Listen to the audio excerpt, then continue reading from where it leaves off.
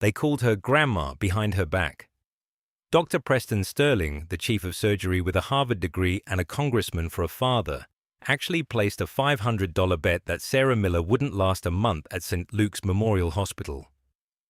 He made the bet loudly in the middle of the nurses' station, his voice echoing off the polished linoleum floors with the casual cruelty of a man who had never been told no. Sarah, standing just a few feet away restocking a crash cart, heard every word. She didn't flinch. Her hands, which carried a faint, rhythmic tremor she could never quite control, continued their methodical work, checking the expiration dates on vials of epinephrine and amiodarone. The tremor was a legacy of a cold night in the Hindu Kush Mountains, of 6 straight hours spent with her fingers clamped inside a young ranger's thigh, holding his femoral artery together while the Black Hawk bucked through a storm. But here, in the sterile fluorescent brightness of a state-of-the-art trauma center in downtown Seattle, it was just a sign of weakness.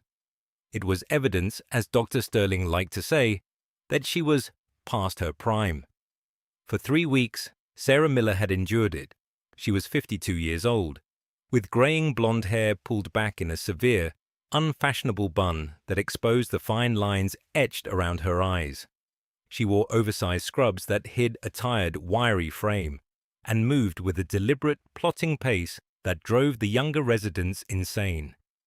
They saw an old, slow, timid nurse. They saw shaky hands and a quiet voice. A woman who looked like a librarian who had taken a very wrong turn and ended up in the controlled chaos of a Level 1 trauma unit. They didn't see the truth. They couldn't see the retired lieutenant colonel from the Army Medical Corps. They couldn't see the woman who had performed more cricothyrotomies in the back of vibrating helicopters than Dr. Sterling had seen in his textbooks.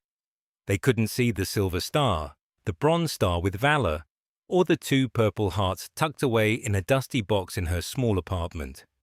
They couldn't see the operator known only as Dusty, the legendary medic from a Delta Force detachment who could pack a sucking chest wound in total darkness with nothing but the sound of a patient's breathing to guide her.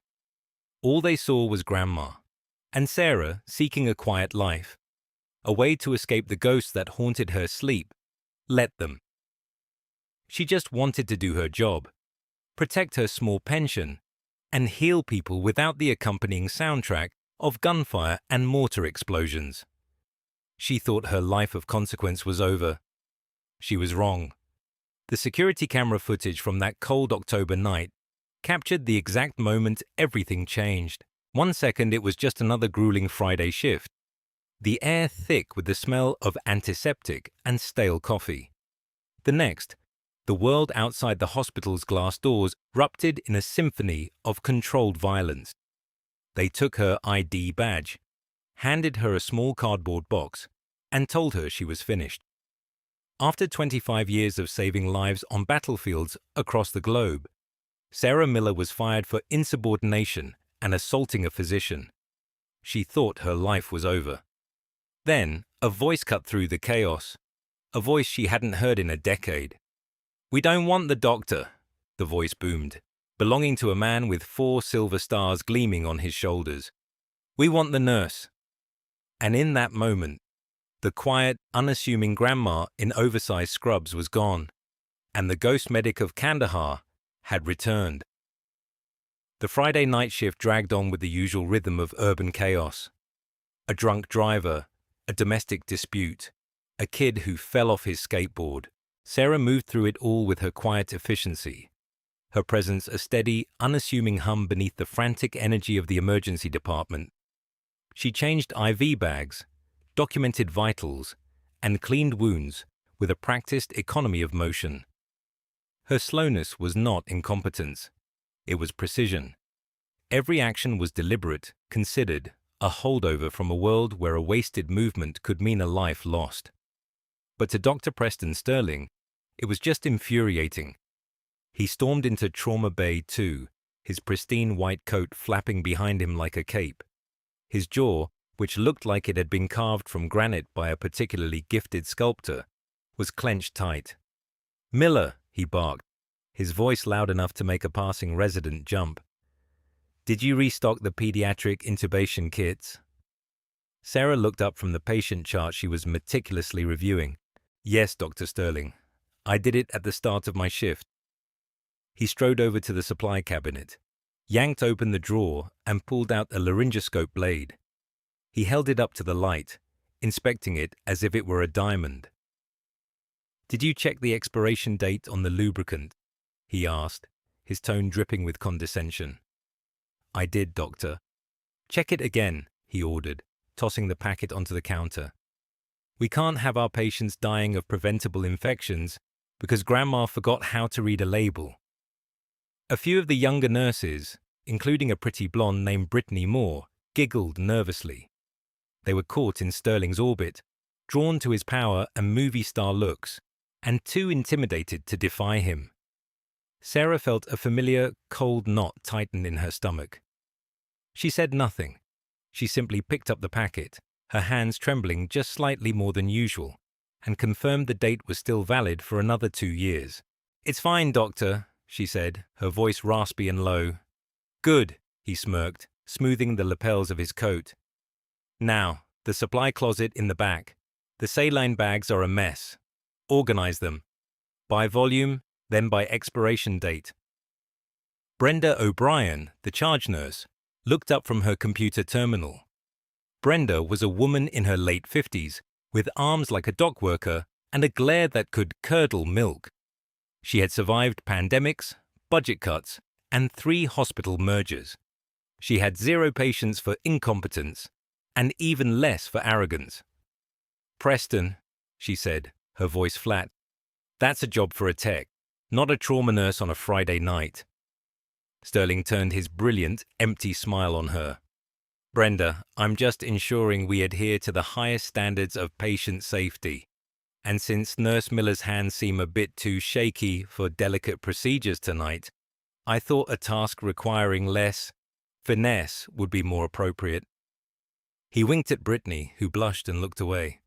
Brenda's eyes narrowed. She didn't like Sarah much. The new nurse was too quiet, too slow, too strange. But she recognized a bully when she saw one. Before she could retort, Sarah's quiet voice cut through the tension. "It's all right, Brenda. I'll take care of it." She turned and walked toward the back. Her steps measured, her back ramrod straight. She didn't give Sterling the satisfaction of seeing her anger or her humiliation. She just disappeared into the supply closet, the door swinging shut behind her. Inside, surrounded by the cool, sterile scent of packaged gauze and plastic tubing, she leaned her forehead against a metal shelf and closed her eyes. The tremor in her hands worsened. It wasn't just the nerve damage now, it was rage. A cold, disciplined rage she hadn't allowed herself to feel in years. She took a deep, shuddering breath, the kind she had taught countless young soldiers to take before kicking in a door. In, hold, out. Control the breathing, control the body. Control the body, control the mind. She began to move the heavy boxes of saline, the physical labor a welcome distraction. She was just an old, stubborn nurse who didn't know her place. She was nobody. And that, she reminded herself, was exactly what she wanted. I need to stop here for just a second. If you're already invested in seeing Sarah Miller get the respect she deserves, do me a favor and tap that like button. It helps more people discover these incredible true stories. Okay, back to the hospital, because the chaos is about to begin. The alarm didn't just ring, it screamed. A piercing, insistent klaxon that cut through the hospital's usual cacophony of beeps and pages. It was a sound reserved for the worst of the worst. Brenda's head snapped up. "Code Black!" she bellowed, her voice a commander's roar that galvanized the entire department. "ETA 3 minutes. Trauma team to the bay. This is not a drill." The atmosphere in the emergency department shifted instantly. The low-grade hum of controlled chaos erupted into a focused, high-pitched frenzy.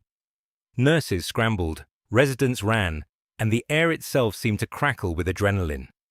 Dr. David Park, a second-year resident with earnest eyes and a perpetual look of exhaustion, began barking orders, trying to mimic the confidence he saw in Dr. Sterling. Sarah emerged from the supply closet, her face a calm mask. She saw the organized panic and felt a strange sense of peace settle over her. This, she understood. This was familiar territory. Suddenly, a low thrumming sound began to vibrate through the building. It started in the floor, a deep, resonant pulse that rattled the glass in the windows and made the coffee in Brenda's mug ripple. Thwop, thwop, thwop. It grew louder, a deafening roar that pressed against their chests. "What in God's name is that?" David Park shouted over the noise. Big Mike Sullivan, the night shift security guard, peered out the main entrance doors, his eyes wide. "Holy Mother," he whispered. "It's a Black Hawk. It's landing in the middle of the street." Outside, the world had descended into madness. The torrential Seattle rain was being whipped into a horizontal frenzy by the helicopter's downdraft. Umbrellas inverted. Trash cans rolled down the street. Tires screeched as a motorcade of black SUVs and olive-drab military Humvees slammed to a halt, blocking the entire intersection with impossible precision. Men in dark suits and tactical gear carrying rifles poured out, creating a perimeter. This wasn't a medical transport. This was an extraction. The emergency room doors burst open with a violent crash, thrown wide by two grim-faced military police officers. They flanked a gurney that was being pushed at a dead run by a team of frantic paramedics. 38-year-old male, one of the medics screamed, his voice raw. Multiple GSWs to the chest and abdomen, active hemorrhaging. BP is 80/40 and dropping. He's tachycardic at 140. We lost his pulse twice in transit. On the gurney lay a man built like a monument, his powerful frame covered in blood and tactical gear that had been hastily cut away. His face was pale, his lips tinged with a faint violet hue. Dr. Sterling strode forward, radiating an aura of supreme confidence that was pure performance. "Right here," he commanded, pointing to Trauma Bay 1. "I've got this. Let's get him on the monitor. Type and cross for 6 units of ONEG now." The team swarmed the gurney, a whirlwind of blue scrubs and focused intent. They transferred the patient to the bed, a chaotic ballet of lifting and sliding. Sarah stood back, near the wall, her training keeping her out of the way until she was needed. She wasn't observing the people, she was observing the patient, and what she saw made the cold knot in her stomach return. This time, not with rage, but with ice-cold fear. The monitors screamed to life, their frantic beeping a soundtrack to the dying man's struggle. "He's got a nasty shrapnel wound to the neck," Dr. Park called out, trying to apply pressure to a gushing laceration on the right side of the patient's throat. "Arterial bleed." "That's the priority," Sterling snapped, his focus immediately drawn to the most dramatic, most visible injury. "Get direct pressure on that. Park, get me a suture kit. We need to clamp that bleeder before he exsanguinates." He was loud, commanding, and completely, terrifyingly wrong.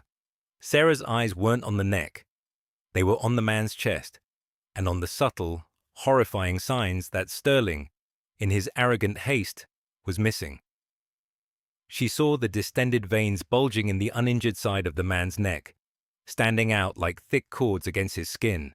She saw his trachea, the faint outline of his windpipe, subtly but unmistakably shifted to the left, away from the injury. She saw that the right side of his chest was not rising and falling with his ragged, desperate breaths. It was still. Tension pneumothorax, a collapsed lung.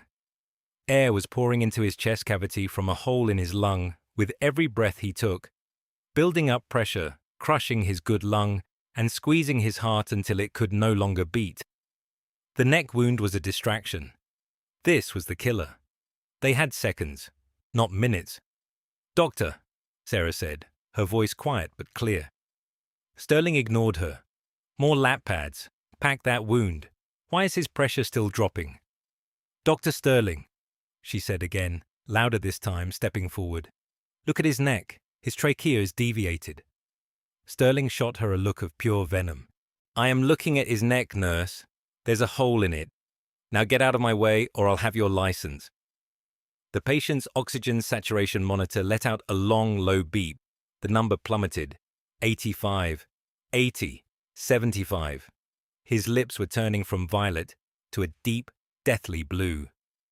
He's crumping, Brittany shrieked, her voice high with panic. He can't breathe, you idiot. Sarah's voice was no longer quiet. It was a rasping, guttural command that sliced through the noise of the trauma bay like a razor. It was the voice of Lieutenant Colonel Miller, the voice that had stopped panicked soldiers in their tracks in the middle of a firefight. Every head in the room turned toward her. Sterling's face went from arrogant to furious. What did you just call me? He hissed. The monitor beeped again. 68%. The patient's eyes rolled back in his head. That was it. The decision point. Career versus life. Obedience versus oath. It wasn't even a choice. Sarah Miller didn't ask for permission. She moved. She didn't run like the frantic residents. She moved with the terrifying, fluid precision of an apex predator. One moment she was by the wall. The next she was at the patient's side. She bypassed the scrub line, her hand darting out to snatch a 14-gauge angiocath, a long, thick needle, from an open tray. Sterling reached out to grab her, to physically stop her. Security! Get her out of here, she's… Sarah didn't even look at him. She dipped her left shoulder, checking him with a rigid elbow to the chest. It wasn't a push. It was a tactical block. A move learned in a dusty Krav Maga class at Bagram Airfield. It sent the 6'2" chief of surgery stumbling backward, gasping in surprise. In that single, fluid motion, she had turned, palming the needle, and placed her left hand on the patient's chest. Her fingers, the ones that trembled so uselessly when holding a coffee cup, were now impossibly steady. They probed with expert certainty, feeling for the landmarks she knew as well as her own name. Second intercostal space, midclavicular line, right between the second and third ribs, in line with the middle of the collarbone. It was a motion she had performed 1,000 times. In the back of Blackhawks, in muddy ditches, in the flickering green light of night vision goggles. She found the spot. Without hesitation, she plunged the long needle deep into the man's chest, through skin and muscle, and into the pleural space. Hiss. The sound was audible throughout the now silent room. It was the sound of trapped, high-pressure air rushing out of the small catheter, a sound as beautiful to her as a symphony. The effect was instantaneous. The patient's chest rose, a beautiful, symmetrical rise and fall. The monitors, which had been screaming a death march, suddenly changed their tune. The oxygen saturation numbers began to climb. 70, 75, 85, 92, 98. The frantic tachycardic heart rate began to slow to a normal, steady rhythm. The deep purple of his lips faded back to a healthy pink. The patient took a deep, gasping breath, his eyes fluttering open. The room went deathly silent. Everyone stared, frozen. Brenda O'Brien's jaw was hanging open. David Park looked as if he had just seen someone walk on water. Brittany Moore had both hands covering her mouth, her eyes wide with a mixture of terror and awe. Sterling, who had regained his balance, just stood there, his face a mask of slack-jawed disbelief and utter humiliation. Sarah stepped back from the table, her movements once again slow and deliberate. She peeled off her bloody gloves and dropped them into a biohazard bin. The adrenaline was already starting to fade, and the familiar tremor was returning to her hands. She looked at Sterling, her blue eyes as cold and flat as a winter sky.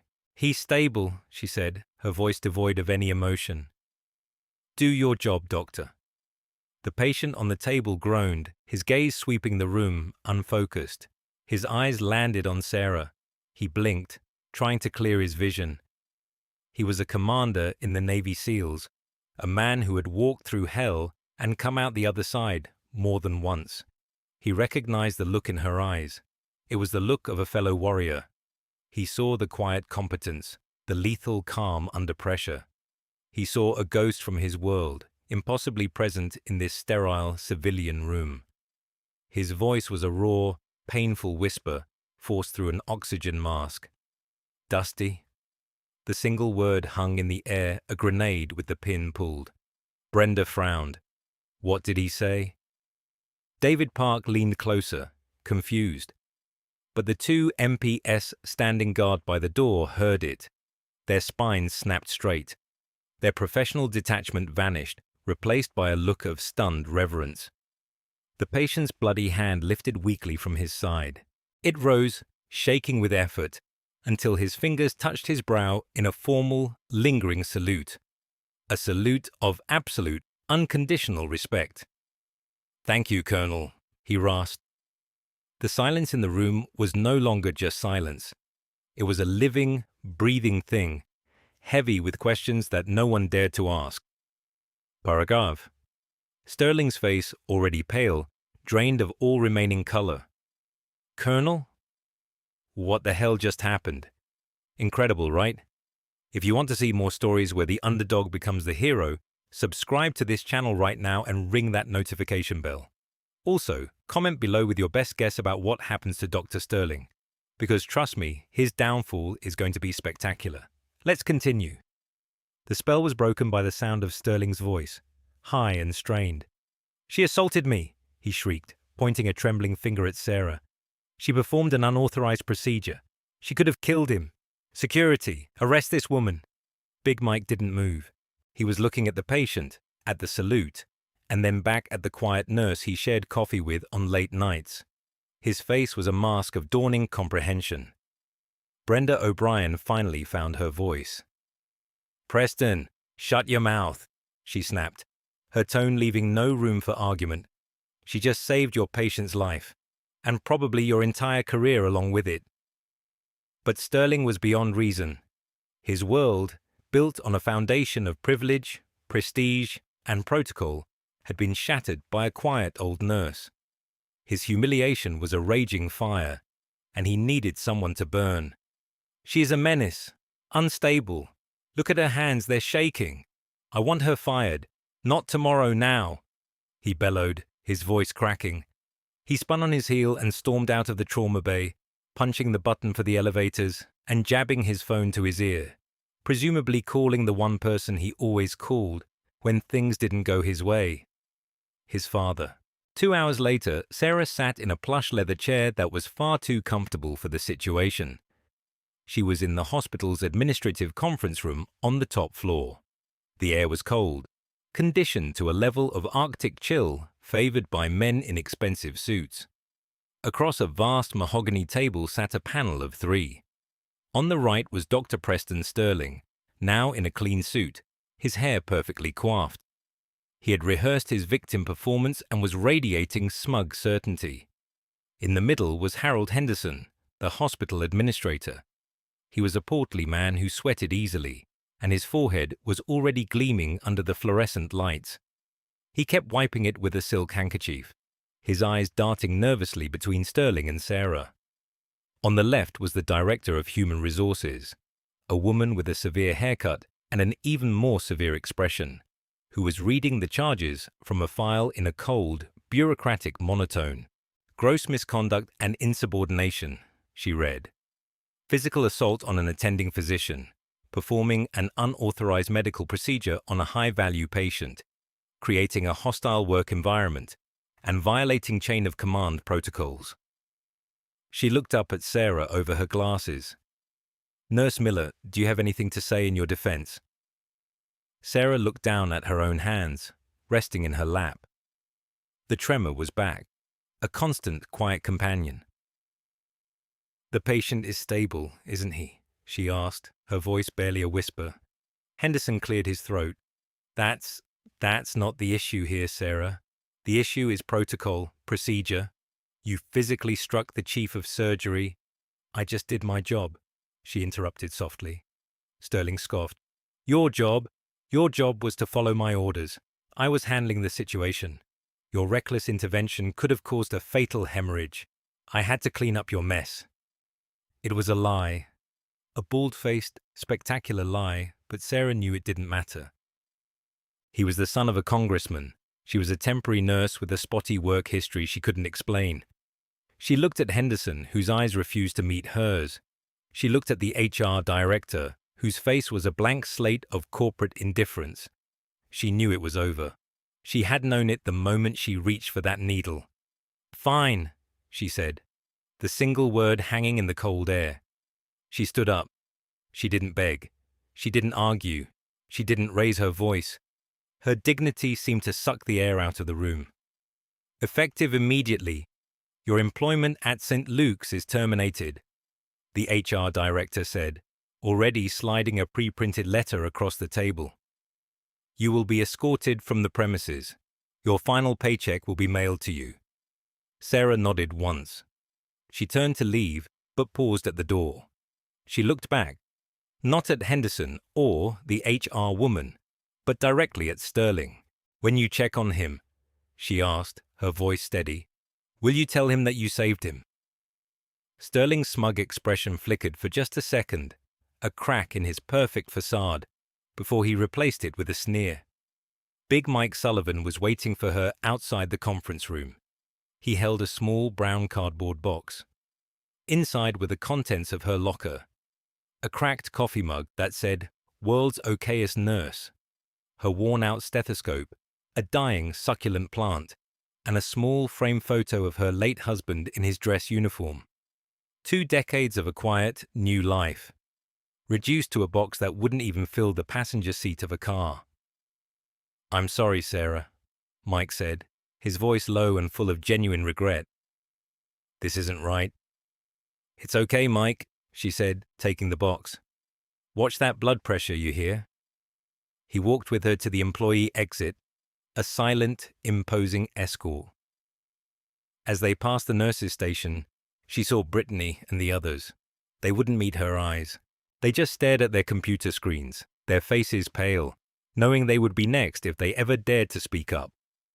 The automatic glass door slid open with a final, indifferent whoosh, revealing the dark, rain-slicked Seattle night. They slid shut behind her, sealing her out. It was over. Sarah stood on the street corner, huddled under the flimsy shelter of a bus stop. The freezing October rain plastered her thin scrubs to her skin, soaking through to the bone. The cardboard box in her arms was growing soggy, its corners starting to buckle. She clutched it tighter, trying to shield the photo of her husband from the relentless downpour. The weight of the box felt immense, heavier with each passing second. It was the weight of failure. She had come here for peace, to finally outrun the ghosts. But the ghosts had a long reach. Maybe Sterling was right. Maybe she was just an old, unstable woman with shaky hands who didn't know her place. He would press charges. There would be a police report.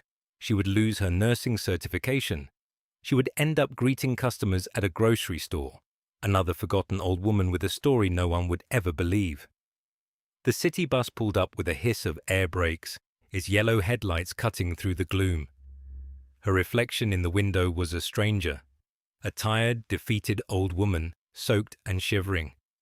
She took a step toward it, her bad knee throbbing in rhythm with the windshield wipers. And then she heard it. Faintly at first, a low thrumming that was felt more than heard, a vibration in the soles of her wet shoes. It was the same sound from earlier. Thwop, thwop, thwop. It grew rapidly, impossibly, into a deafening roar that swallowed the sounds of the city. The puddles on the pavement began to dance. The glass of the bus shelter rattled violently. Pedestrians on the street scattered, screaming, assuming it was a terrorist attack. Sarah looked up. The clouds above seemed to tear apart as 2 massive Black Hawk helicopters descended from the stormy sky, their searchlights cutting brilliant white cones through the rain. They weren't heading for the hospital helipad. They were coming straight for the intersection in front of her. Behind her, a symphony of sirens erupted as police cars and black SUVs materialized, screeching to a halt and blocking off the street. One of the helicopters, with impossible precision, landed directly in the middle of the intersection, its rotors whipping the rain into a miniature hurricane. The side door slid open. Before anyone could emerge, another vehicle, a long, black limousine flanked by federal agents, pulled up directly in front of the hospital's main entrance. The back door opened. A man stepped out into the rain. He was tall and lean, in his late 60s, with a face that looked like it was carved from old, weathered oak. He didn't run from the rain. He walked through it, as if it wouldn't dare touch him. He leaned on a simple wooden cane, but he didn't lean on it for support. He wielded it like a weapon. On the shoulders of his immaculate dress uniform, 4 silver stars gleamed in the flashing emergency lights. It was General Tom Callahan, chairman of the Joint Chiefs of Staff. Inside the hospital lobby, Dr. Preston Sterling was in his element. He stood before a hastily assembled bank of microphones and news cameras, spinning his tale of heroism. And while the situation was critical, he said, his voice smooth and reassuring, my team and I were able to stabilize the patient through a series of complex and decisive interventions. There was an unfortunate incident with a disturbed and clearly unstable nurse who briefly endangered the patient, but she was dealt with swiftly and professionally. She has been terminated, and we are recommending a full review of her license. He smiled his perfect, empty smile for the cameras. It was at that exact moment that General Callahan walked through the automatic doors, flanked by a wall of Secret Service agents. The reporters gasped, turning their cameras away from Sterling and toward the new, far more important arrival. The general's eyes, cold and hard as chips of flint, swept the room and landed on Sterling.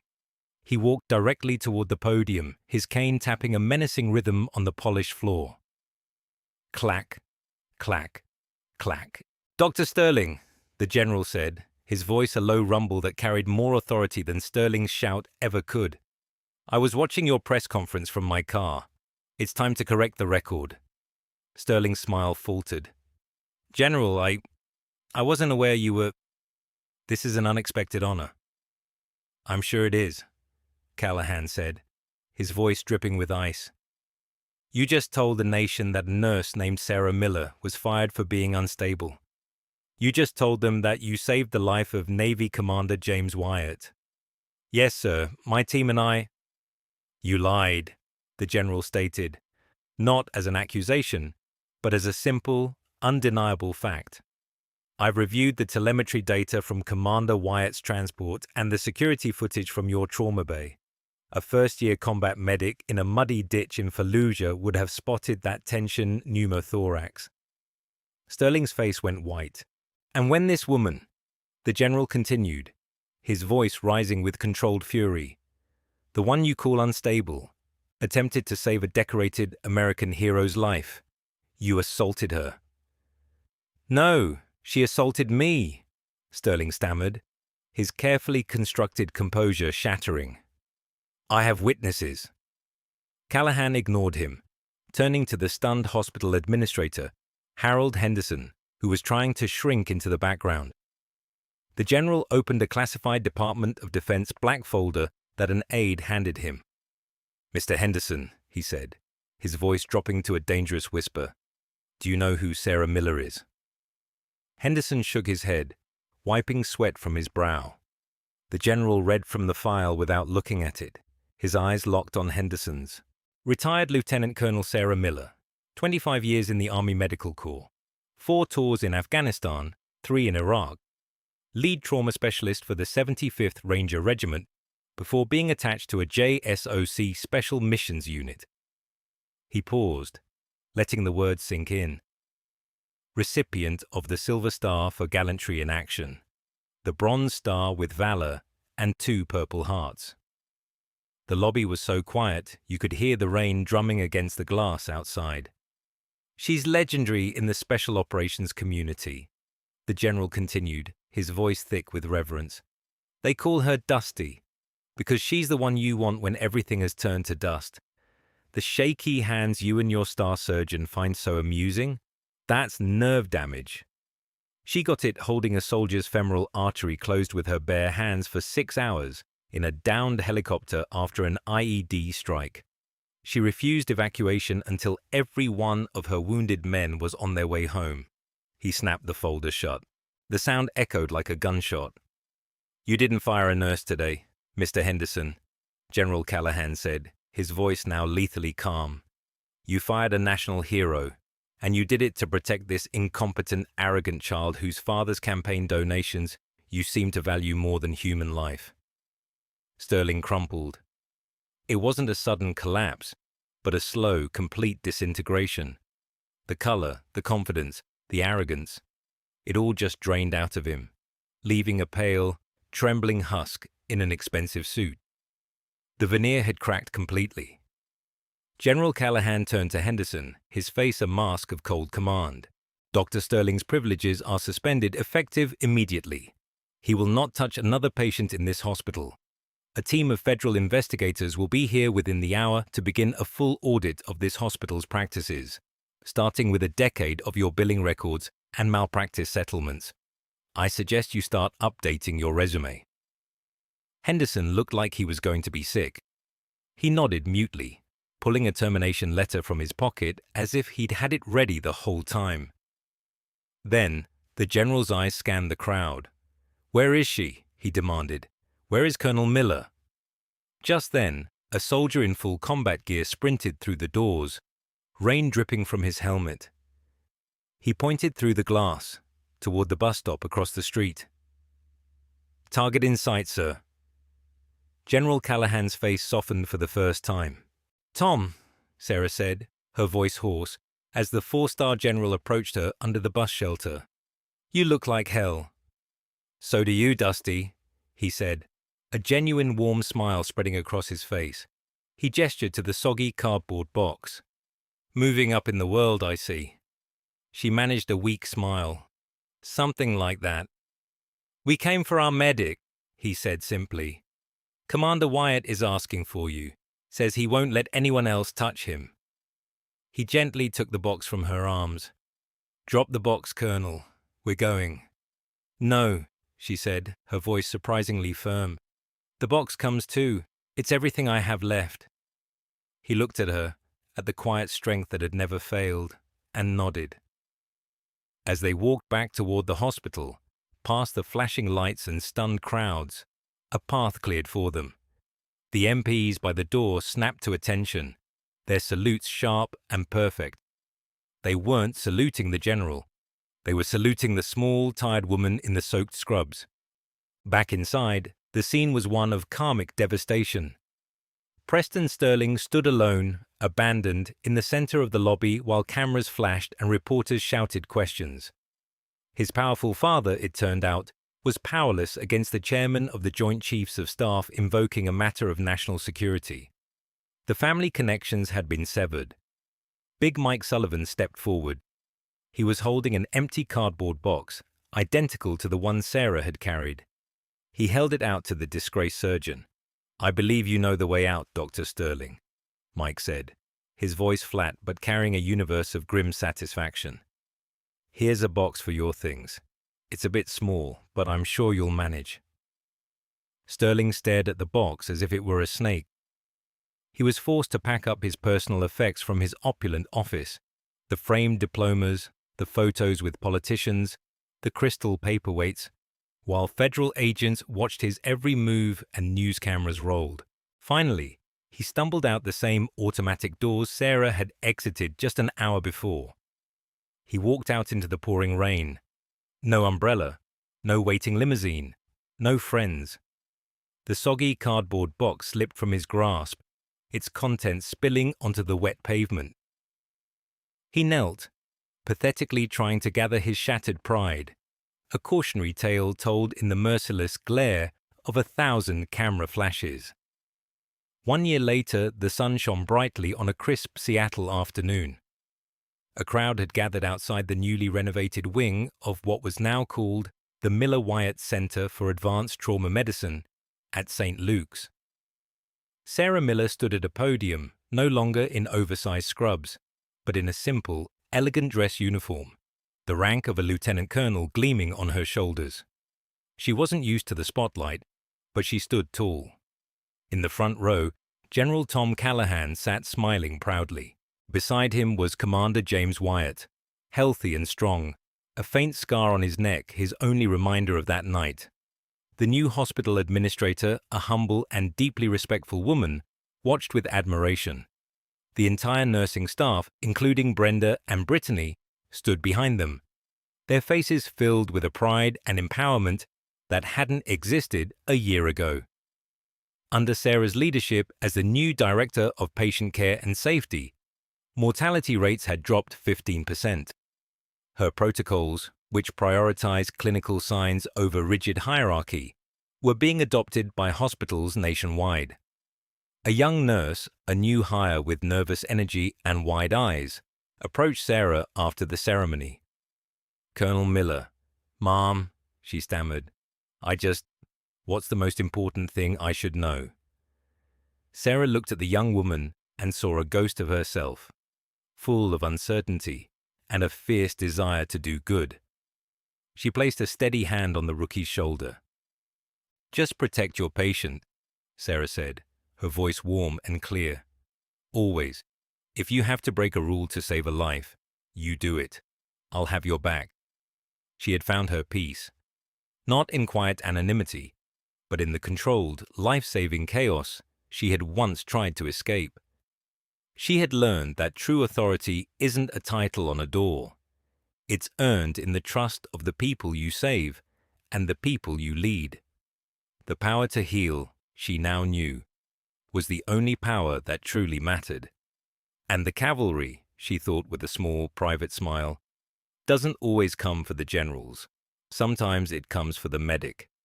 And that is the incredible, true story of Lieutenant Colonel Sarah Dusty Miller. It's crazy to think that she was fired for saving a life just minutes before a 4-star general needed her to do exactly that. It really makes you wonder how many heroes are out there right now, getting punished for doing the right thing just because it breaks a protocol. If you enjoyed this story and want to see more real-life dramas about heroes getting the justice they deserve, please smash that like button. It really helps the channel. And don't forget to subscribe and ring the notification bell so you never miss a story. Drop a comment below telling me what you think should have happened to Dr. Sterling. Thanks for watching, and I'll see you in the next one.